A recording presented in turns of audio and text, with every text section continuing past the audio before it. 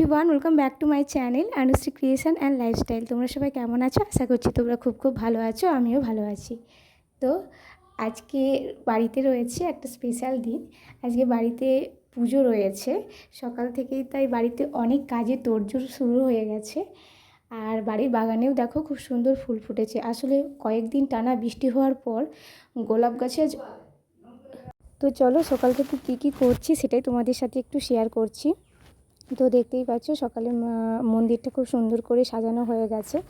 আর তোমরা যারা অনেক পুরনো দিনের সাবস্ক্রাইবার তারা তো জানোই যে আমাদের বাড়িতে পুজোটা কিন্তু অনেক বড় করে হয়। এইবারে বিশেষ কিছু কারণের জন্যই ছোট করে পুজোটা হচ্ছে।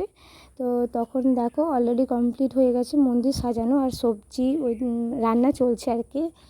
তো ওই দিন হয়েছিল কুমড়োর ঘন্ট, ফুলকপির তরকারি, আর হয়েছিল ডাল, পায়েস, দই, মিষ্টি, চাটনি, আর সাথে ছিল কলার ছেচকি, বিচা কলার।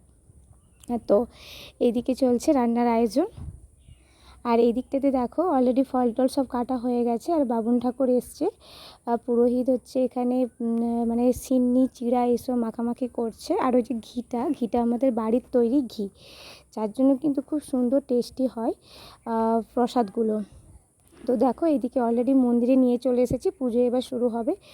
তো তাই সব সাজানো রয়েছে। আর দেখো এই মন্দিরটা কীরকমভাবে সাজানো হয়েছে অবশ্যই কমেন্ট করে জানিও। আমার ভাই প্রত্যেক বছরই সাজানো হয়। আর যেটার মেন কারণ যে পুজোটা কেন ছোট করে হয়েছে সেটাই আজকে তোমাদের সাথে একটু শেয়ার করব। তো বর্তমানে সত্যি কথা বলতে যেরকম পরিমাণে তাপের পরিমাণ বাড়ছে, আর ইলেকট্রিসিটির বিল যেরকম পরিমাণে বাড়ছে, তো এটা কিন্তু খুব ভালো একটা উদ্যোগ আমার বাড়িতে। দেখতেই পাচ্ছ এই নতুন একটা সোলার লাগানো হয়েছে বাড়িতে।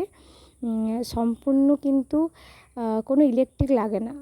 তো আমাদের এই দুদিন যে ঝড় হয়েছিল তাতে 2 দিন সার্ভিসিং দিয়েছিল।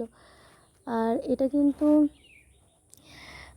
তোমার সম্পূর্ণ রোদের সোলার সিস্টেম। আর এটা কিন্তু বাড়ির সব কিছু, কম্পিউটার থেকে এসি, ফ্রিজ, টিভি, এমনকি সাবমার্সিবলের যে পাম্পের জলও অবশ্যই অ্যাভেলেবল রয়েছে। তো আমরা কিন্তু 2 দিন সার্ভিসিং দিয়েছি এই মেশিন। সত্যি খুব উপকারী একটা জিনিস। আমি তো বলবো ইনভার্টারের থেকেও খুব ভালো একটা জিনিস এই সোলার। তো আমি সেরকমভাবে হোম ট্যুর তোমাদের দিইনি আজকে। ভাবলাম আজকে পুজোর সাথে সাথে হোম ট্যুরটাও দিয়ে দিই এই কারণে। আর এটাই বলার ছিল, বাড়িতে এই কারণেই ছোট্ট করে পুজোটা হয়েছে। আর একটা আমাদের বাড়ির পাশে রয়েছে বনভোজন।